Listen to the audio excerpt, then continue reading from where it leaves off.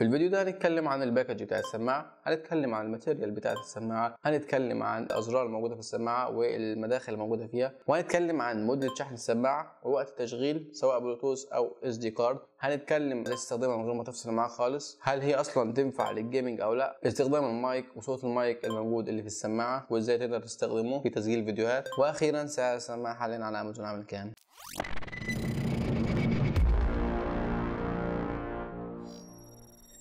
اول حاجه الباكجينج بتاع السماعه يعتبر عادي جدا زي معظم السماعات في الفئه ديت، لكن بتكون جواها بابلز اللي بتحافظ عليها لو حصل لها مثلا خبطه او اي حاجه. العلبه بيكون عليها معلومات كتير لو حابب تقراها، وهنجرب كل حاجه مع بعض دلوقتي. ولونها اللي انا مش عارف اسمه ده، وفيها لمعه كده لما يكون عليها ضوء. فيها جزء من فوق عشان انت مرتاح على الراس وانت لابسها. فتحه الودن صغيره يعني ودانك مش هتدخل فيها، هتكون على الودان مباشره.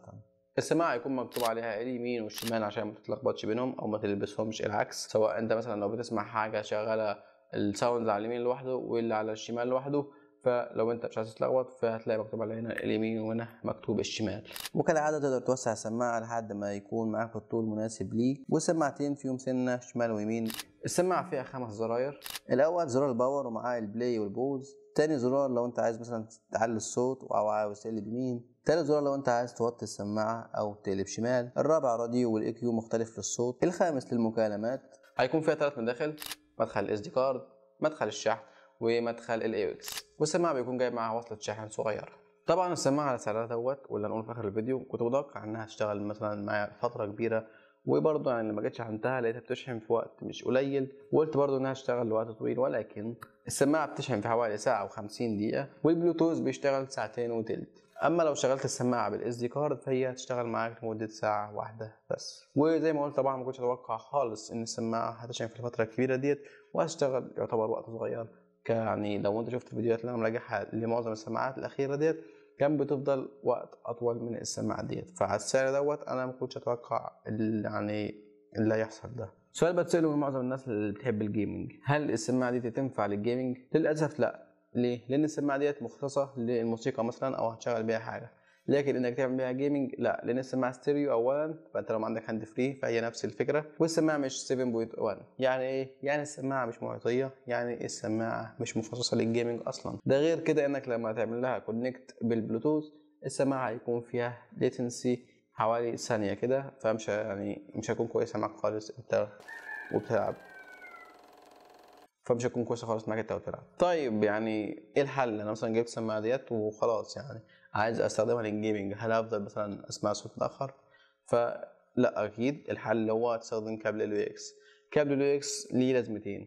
اول حاجه انك هتقدر تلعب جيمنج بيها والوقت مش هيكون متاخر ولا حاجه. تاني حاجه انك تقدر تستخدم السماعه فول تايم من غير ما تفصل معاك ولا اي حاجه، هتشتغل على طول وهتاخد الباور بتاعها من الموبايل بتاعك. دلوقتي انت عايز تشتغل مثلا السماعه تسجل بيها فيديو، بس السماعه دي تدوس على تطبيق الكاميرا هيستخدم الصوت اللي هيجي من المايك بتاع التليفون. طيب والحل ايه؟ اكيد في حل. يعني هتحتاج انك تنزل برنامج خارجي، في برنامج اسمه السينما في اف 5، يعني في كذا برنامج تقدر تستخدم المايك بتاع البلوتوث الموجود في السماعه ويتسجل من عليه، وده صوت المايك اللي في السماعه.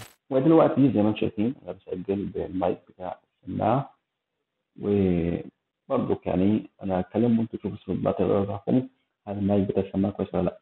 فانا كل اللي عايزه منك انك تشترك في القناه، تعمل لايك للفيديو لو عجبك، وعندك اي استفسار برضه تكتبه تحت في الكومنتس. يعني حابب انك تدعمني، وفي كتير ناس مش مشتركين في القناه بيتفرجوا على الفيديوهات، يا ريت تشتركوا.